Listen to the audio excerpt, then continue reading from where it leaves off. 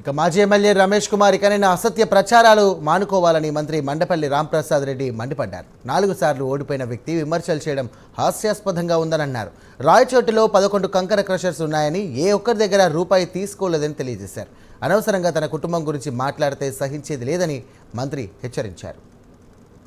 15 రోజుల నుంచి మాజీ శాసనసభ్యుడు వైసీపీ నాయకుడు అని చెప్పుకుంటున్న ఏదో అధికార ప్రతినిధి రాష్ట్ర ప్రతినిధి ఏదో ఇచ్చినారు లాస్ట్ 30 రోజుల్లో ఇక్కడ టికెట్ రాలేదని చెప్పి క్యాష్కి అక్కడ పోయిన వ్యక్తి ఆయన నా మీద నా కుటుంబం మీద కొన్ని ఆరోపణలు చేయడం జరిగింది.